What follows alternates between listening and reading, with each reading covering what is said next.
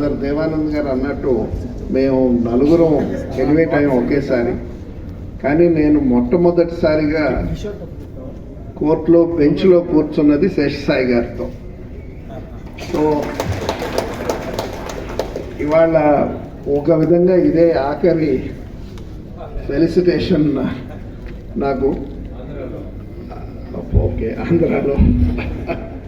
So ఒక విధంగా ఆఖరిసారి నేను అందరినీ కలవటం, అడ్వకేట్లను కానివ్వండి, న్యాయమూర్తులను కానివ్వండి, ఇక్కడ ఆంధ్రప్రదేశ్లో ఇదే ఆఖరి.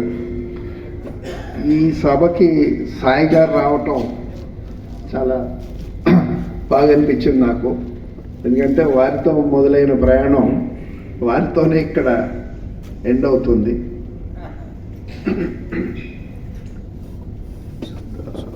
ఈ 6.5 సంవత్సరాలు చాలా తొందరగా గడిచిపోయినట్టు అనిపిస్తుంది నాకు. ఈ 6.5 సంవత్సరాల కంటే ముందు నేను స్టార్ట్ అయింది ఎస్ రవి గారి ఆఫీస్లో. సెప్టెంబర్ 1 నేను ఎన్రోల్ అయ్యాను. 1988 ఎన్రోల్ అయ్యాను.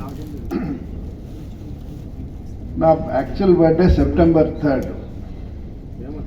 సో జూలైలో, ఆగస్ట్లో అక్కడ మా కాలేజీలోంచి పాస్ అవుట్ అయిన వాళ్ళని, మా సీనియర్లని వాళ్ళని నాకు పెద్ద ఆఫీస్ వద్దు, ఇప్పుడిప్పుడే మొదలై పైకి వెళ్తున్న అడ్వకేట్ ఎవరన్నా ఉంటే ఆయన దగ్గర ప్రాక్టీస్ చేస్తాను, ఆయన దగ్గర నేర్చుకుంటాను. ఎందుకంటే అట్లా అయితే వారితో పాటు నేను ఎదుగుతాను అన్న పాయింట్ మీద అడిగితే 2-3 నాకు ఈయన ఎస్ రవి గారి దగ్గర చేరండి, ఆయన బాగా చేస్తున్నారు, బాగా పైకి వెళ్తున్నారు అని అన్నారు. ఆయనకి నేను ఎవరో తెలీదు, నాకు ఆయన ఎవరో తెలీదు. ఆగస్ట్లో ఆయన ఆఫీస్కి వెళ్ళి ఇట్లా మీ దగ్గర చేద్దాం అనుకుంటున్నాను, తీసుకుంటారా అంటే ఒక 2 నిమిషాలు మాట్లాడిన తర్వాత ఎప్పుడొచ్చి జాయిన్ అవుతావు అన్నారు. సో 1st ఎన్రోల్ అవుతున్నాను, 3rd నా బర్త్డే, 5th నుంచి వస్తాను అంటే సరే 5th నుంచి రా అన్నారు. సో 5th సెప్టెంబర్ 1988 ఆయన దగ్గర చేరాను. 94 దాకా వారి దగ్గరే ప్రాక్టీస్ చేశాను. ఆయన ఒక విధంగా ఇన్కమ్ ట్యాక్స్ ప్రాక్టీస్లో ఆ రోజుల్లో 1-2 ఆఫీసులు తప్ప ఇంకెవరూ లేరు. ఈయనకున్న ప్రాక్టీస్ మళ్ళీ ఇప్పుడు ప్రస్తుతానికి ఒక విధంగా చెప్పాలంటే హైదరాబాద్ హైకోర్టులో వారికి ఉన్న ఇన్కమ్ ట్యాక్స్ ఎక్స్పీరియన్స్ కానీ ఇది కానీ ఎవరికీ లేదు. కానీ విచిత్రం ఏంటంటే నాకెప్పుడు ట్యాక్స్ మీద ఇంట్రెస్ట్ ఉండేది కాదు. నేను ఆయన దగ్గర ఉన్నంతకాలం ఎప్పుడూ ట్యాక్స్ కేసులు చేయలేదు. ఆయన ఎన్నిసార్లు చేయమన్నా డబ్బు తప్ప ఈ కేసులు ఏం లేదు, ఇంట్రెస్టింగ్గా లేదు, నేను చేయనని చెప్పి చేసేవాడిని కాదు. అది అంటే ట్యాక్స్కి నాకు ఏదో ఒక అనుబంధం ఉంది. అందుకే నేను ఏజీపీగా వెళ్ళగానే తీసుకువెళ్ళి కమర్షియల్ ట్యాక్స్ డిపార్ట్మెంట్లో కూర్చోబెట్టారు. సో అప్పుడు ఇంకా తప్పక నేర్చుకున్నాను సేల్స్ ట్యాక్స్. అప్పుడు ఏపీజీఎస్టీ ఉండేది. సో అప్పుడు ఆ విధంగా స్టార్ట్ అయింది నా ట్యాక్స్ ప్రాక్టీస్. తర్వాత ఏజీపీగా మానివేసిన తర్వాత చాలా రోజులు మళ్ళీ ట్యాక్స్ వర్క్ ఉండేది కాదు, అన్ని రెగ్యులర్ కేసులు చేసేవాళ్ళం. ఎస్ రవి గారికి అందరూ ట్యాక్స్ లాయరు, కంపెనీ లాయర్ అయినే తెలుసు. యాక్చువల్లీ నేర్చుకొని చేయగలిగాను. సో మీ అందరూ వాళ్ళు ఇంతమంది వచ్చి నాకు ఇంత సన్మానం చేయటం నిజంగా నాకు నా అదృష్టంగానే భావిస్తున్నాను. మీ అందరికీ కూడా ట్యాక్స్ కేసెస్ ఎట్లా చేయాలి ఏంటని నేను చెప్పేంత ఇది లేదు. కానీ ఒక్కటి మటుకు చెప్తాను, మీరు సుప్రీంకోర్టులో పెద్ద పెద్ద అడ్వకేట్లను చూడండి.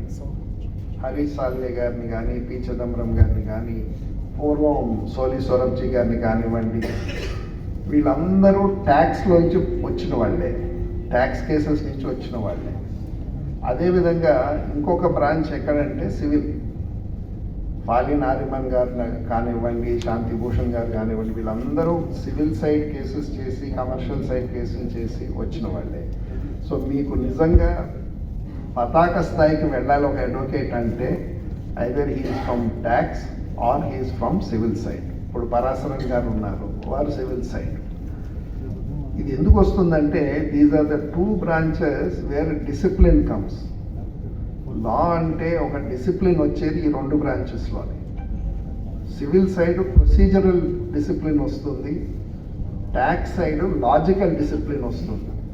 ఎందుకంటే ట్యాక్స్లో ఎమోషన్స్ లేవు, it is only logic and interpretation of the act. కాబట్టి ఈ రెండు బ్రాంచెస్లోంచే మీకు నిజంగా పెద్ద అడ్వకేట్లు ఎవరినన్నా చూడండి మీరు సుప్రీంకోర్టులో, ఒకళ్ళిద్దరు ఎక్సెప్షన్స్ ఉంటారు, but most of the big advocates come only from these two branches. That is because ఆ డిసిప్లిన్ అన్నది, ఆ థాట్ ప్రాసెస్, ఒక క్రమబద్ధంగా ఆలోచించే పద్ధతి వచ్చేది ఈ రెండు బ్రాంచెస్లోనే.